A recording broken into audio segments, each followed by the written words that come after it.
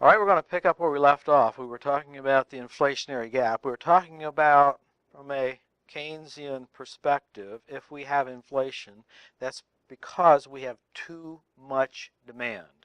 Now, who created too much demand? Well, it could be consumers. It could be business investment. It could be foreigners who are all of a sudden just loading us up with sales. Or it could be government who simply made a mistake and was buying too much stuff. Maybe it was political or whatever reason. But we got to cut back. We got to cut back on the demand because inflation could go from creeping to galloping to hyperinflation. If it ever gets into hyperinflation, well, then the whole economy begins to unravel because people don't know what things are worth anymore because the money fails, because the money doesn't hold its value anymore and people just quit using it. And so we don't want hyperinflation. That's a really bad thing. And so we don't want that. So how do we reduce, how does the government reduce aggregate demand? Well, it controls its own spending, so it can reduce its own spending. It can do that fairly well. And can also cause people to spend less because now we can tax them more, take away more of their money, and then they won't be spending much if we take away their money. And so we could increase taxes. So the formula, the Keynesian formula for fixing an inflationary economy is to reduce spending and increase taxes. Let me put this over here. We have tax here and we have spend here. And so we want to increase taxes. If we're in an inflationary economy, we want to increase taxes so people don't have as much money. And we want to decrease government spending to lower aggregate demand. Okay. Now let's back up a second. We said that when the potential income line was here, we wanted to be right here. Wherever the potential income line crosses the 45, that's where we want to be. But we said we were over here in Inflationville. Now, what if the potential income line wasn't there? What if the potential income line was over here? Oh, well, we said that we want the economy to be fine-tuned. We want it to be fully employed. We want all factories to be at maximum capacity. And where is that? Well, that's where this potential income line touches our 45 degree. So, this is where we want to be. We want to be right there. But as I've drawn the curve here, are we up here? Or are we actually where the consumption function crosses the 45? This is where we actually are. Where the consumption function crosses our 45 degree line, that's where the economy is going to equilibrate. Is that good or that's bad? Well, it's not where we want. We want it to be up here. So we're going to have to increase aggregate demand to get it up there. So now we've got to figure out, there's a gap here.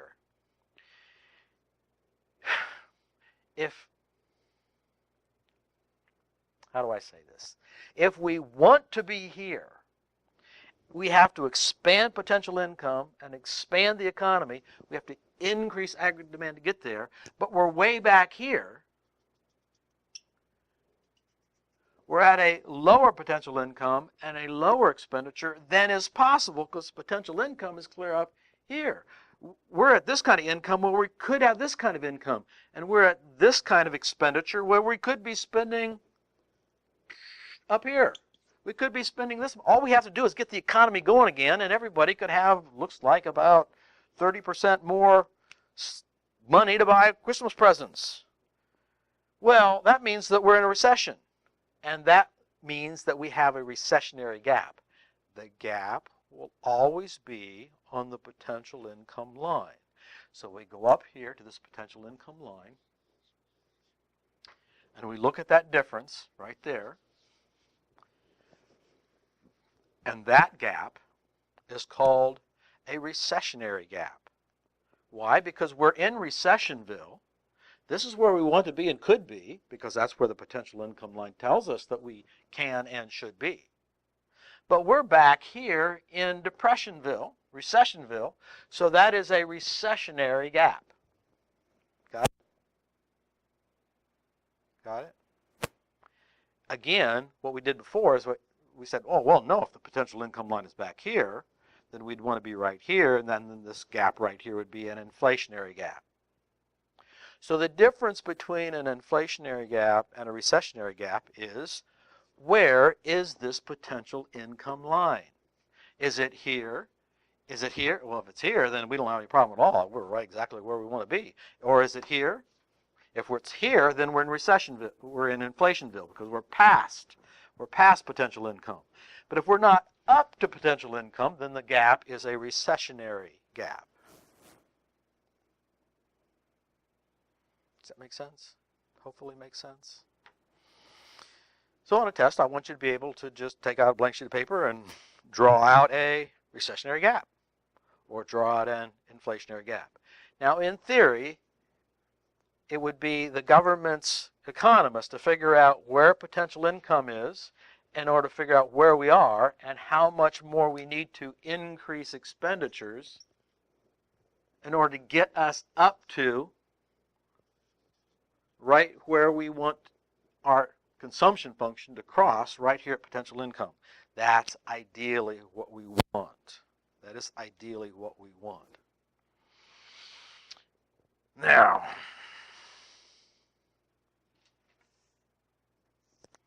there's another way we can look at this. There's another way we can model the Keynesian economy and show this recessionary gap and inflationary gap.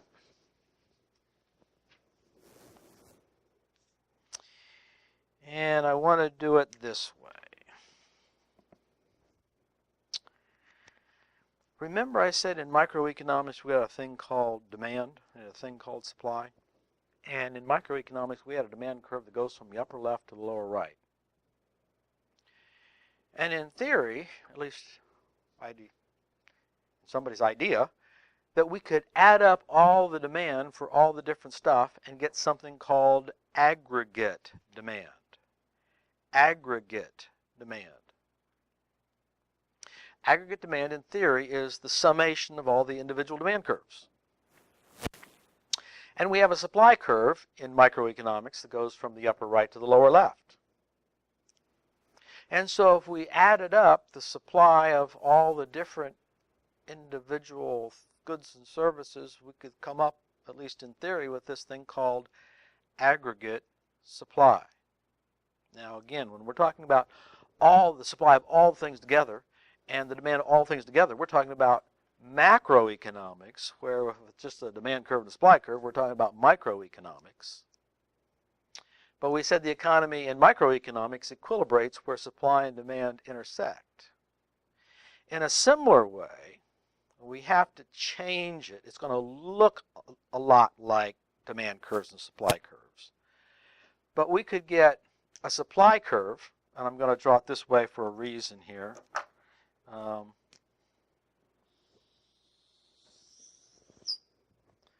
Call it aggregate supply. From the upper right to the lower left. And if we add up all the aggregate demand, we get a curve that goes from the upper left to lower right. We call that aggregate demand, and I'll call that 1. The Keynesian model is all about demand side and demand management.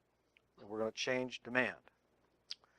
So rather than having Q down here for output, what I have is called real output or inflation-adjusted output. What I have up here is not price, but change in price, which is an inflation index.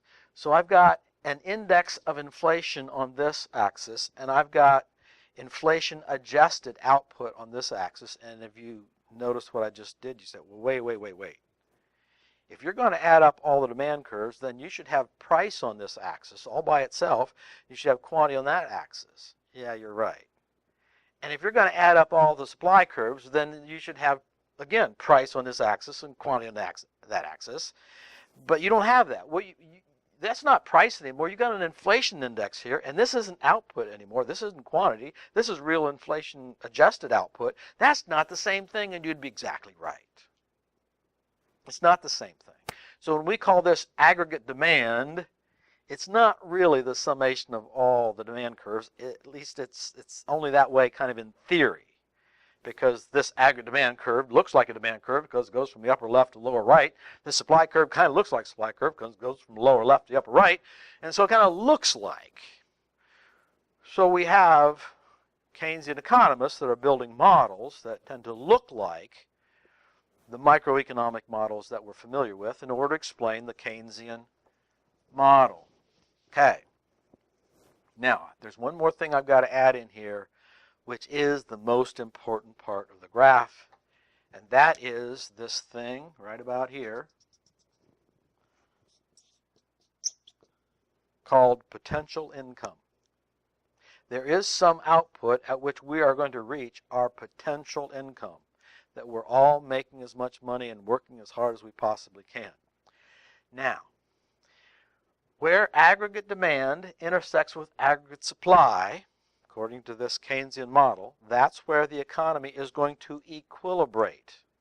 So it's going to equilibrate right here, and that is at a low level of inflation, and at a pretty low level of real output. Well, if we got the capacity to produce more, don't you think we should produce more? I mean, if we got a capacity to make more shoes, then shouldn't we be able to make more shoes? I mean, don't people need more shoes rather than less? Even if everybody has a pair of shoes, don't they want a second pair of shoes or a third pair of shoes? Wouldn't they be better off with maybe 5 pairs of shoes? I mean, one for every day of the week, one for every occasion of the week. I mean, you go to church shoes and wedding shoes and prom shoes and basketball shoes and running shoes, and you need more than one pair of shoes, don't you? Of course. So what we could do then is we could increase aggregate demand. Now we're talking about government fiscal policy. So if the government increases aggregate demand over here to, let me use my black marker again, over here, AD2, now the economy is going to equilibrate where aggregate demand and aggregate supply intersect right there. And it really doesn't look like maybe a hair, but it's prices really didn't go up, but look what happened to output. Man, we're beginning to crank out the output now. Now, the more goods and services out there that we have to consume, the better off we are. I mean, don't you want to have a whole lot more movies to see than just one or two? Wouldn't you like maybe more kinds of windows and window panes than just one option? Wouldn't you like more than one kind of computer to pick from rather than one size fits all? Wouldn't you like more than a couple different colors of curtains rather than one color? You can get as many curtains you want, but only one color. Do you want different sizes, shapes, and all that sort of stuff? We want more. We want to increase our real output. So then the government should increase aggregate demand to get us over here closer to real potential income. So everybody has more income. Well, that was good. Let's see if we can do it again. So now we're going to push it all the way over to here, AD3. Oh, that's better. Now we're getting closer to potential output, or I'm sorry, potential income. Now we're getting closer. Now we're getting closer to full employment. And as we get close to full employment, where 100% of everybody that wants to work is working, and 100% of all the factories out there are getting up to absolute full busting out of their seams capacity. If we kind of get us up here to potential income, I'll just go AD4. We increase aggregate demand, and we increase how does the government do that? It just spends. It spends. If it doesn't have money, it borrows the money. It spends. The whole idea is to get the economy to full employment, to this fine-tuning nirvana, this where everybody has a job. Isn't that the government's responsibility? By the way, it is. Congress actually passed a law, 1946, something like that, called the Full Employment Act, where it is the government's job, by law, to make the economy be at full potential, full employment at low inflation. So that's their job. They're doing their job. So they get up here and we'll say, okay, well, not only are they doing their job, but they're doing it really, really well because we're now here at real potential output. But once we get real close to potential output, look what happens to prices. All of a sudden, prices start going up. When prices go up, that's called price what? Price inflation. As we approach potential income, all of a sudden prices start going up because there's nobody else to hire here. And we got to get them, so I guess we're going to have to bid up the price to get these workers in here. And we need more equipment too. And we need more coal. And we need more plastic. And how we're going to get it? They're already at full capacity. I guess 3 magic words again. I pay more, and we get it. Now, what happens if, I'm going to get rid of this little line here a little bit, because now we know where potential income is. It's right here. What happens if the government goes, oops, we spent too much. Oops, we didn't intend to, but we really did overheat the economy. It wasn't the Europeans' fault this time. It wasn't any miscalculation of consumers. We did it. We just overspent, and we drove the economy too hard. We just spent too much money, and now they got to, in order for them to get more people and more resources to get the stuff, they got to bid the prices up. And we did it because we gave them the money, and they're bidding the prices up. And we go to AD 5. Aggregate Demand 5. Now notice, after we go past potential income, this line here, this aggregate supply, begins to go vertical. It begins to go straight up. And what happens is that, yeah, we do get a little bit more output here. We get a little bit more output because we're paying a whole lot more money and they're working extra hours. But oh my, is there a price to be paid for that? Guess what happens to our inflation index? Guess what happens to price inflation? Once we push the economy past potential income, we get a little bit more output, but boy, what's the price we got to pay? Big time inflation.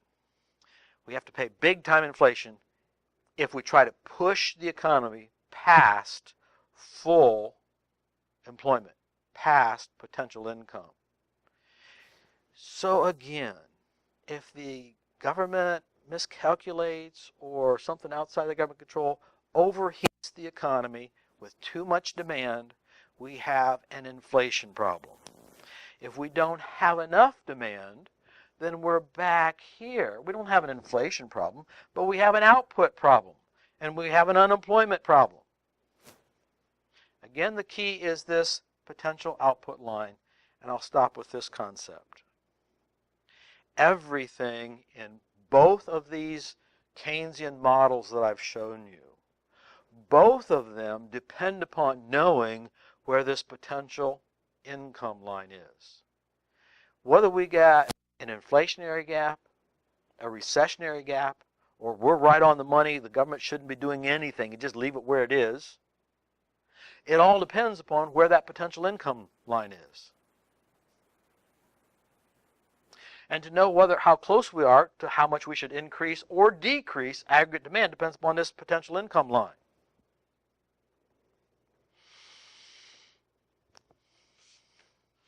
Let me see if I can find the quote from the book. See if I can find the quote from the book about this potential income line, just so you know I don't make this stuff up. You know I wouldn't do that now, don't you? It's at the end of the chapter. End of chapter 9, I think. And I need to just read it for you so you know I'm just not making this up on page 205 if you want to look at it. Top of the page, last sentence. Now, again, potential income, potential output, it's the same number. Unfortunately, potential income, potential output, is hard to estimate. Yep. And because it's hard to estimate, implementing fiscal policy in a timely fashion is difficult. Making macroeconomic policy. What's policy? When we take an economic concept and model and we, by law, start to change things. The government does something in response to this economic model that we see. We go out and actually try to change the economy. Making macroeconomic policy more of an art than a science. Now notice that's not even my words. I'm reading out of the text.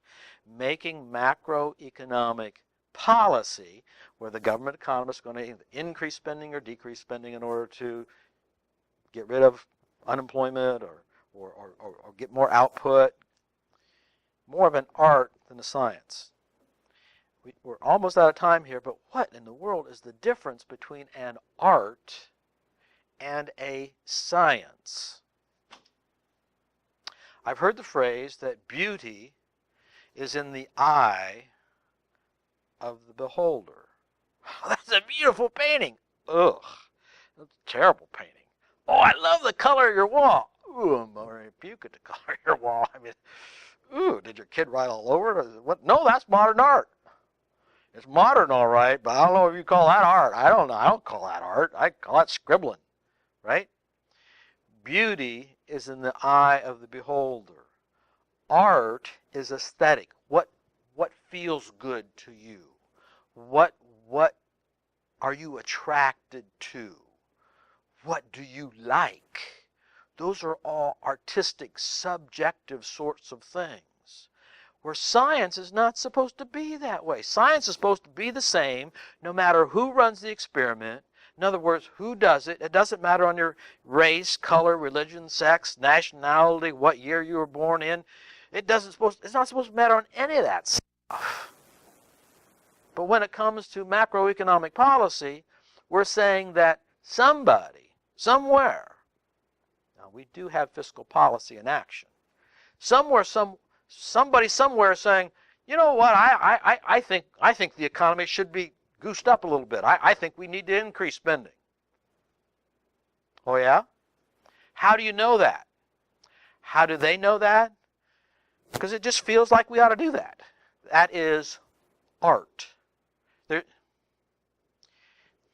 I'm showing you these graphs and things because for a good 50 years, we actually thought that we could scientifically get this data, boil it down, put these things into equations and put them into a computer, and we could fine-tune the economy.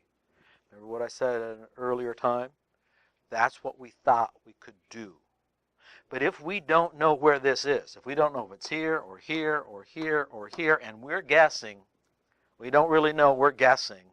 Part of the reason we guess is we collect the data, and by the time we get the data all boiled down, it's a brand new world than when we collected the data. We just don't get data that fast. And even if we did, we don't know if that's good, if it's high, or if it's low. Should we leave it alone? Should we increase it or we decrease it? And so now, as a matter of fact, it turns into a political game of, what do you think? Which way is the wind blowing? You know, somebody's unemployed, so I guess we need to increase government spending because my uncle, he's unemployed. Is that scientific? Or is that an art? Or is that a science? Repeat. Making macroeconomic policy more of an art form than a science. More of an art than a science. So I'm saying, yes, you need to know this because this is how it works in theory, but it really doesn't work that way in practice. I'll give you one real brief, quick example. The idea of taking these numbers and pulling in all these numbers and cranking these numbers and putting them into equations, then putting these simultaneous equations into a big computer program and cranking through these things while we're inputting unemployment data and price data and all this sort of stuff, and then being able to build an economy to say, where are prices starting to go up or are they down here? Can we increase output or collect the data on unemployment, all that sort of stuff? That is called econometrics. Econometrics. And a former chairman of the Federal Reserve, Alan Greenspan, ran a newsletter company, sold subscriptions based upon the very complex econometric models that were built in order to predict where the economy is going to go and where it is. And then because it was pretty sophisticated, it takes a lot of money to pull all that data together, he would sell subscriptions to that so people would know where the economy is at, what the government is doing, should do, whatever. Unfortunately, the predictions were so bad that it was a losing proposition. He had to shut the thing down. The economy is simply too complex to be boiled down to any sort of mathematical or mechanistic model. A machine. What's a machine?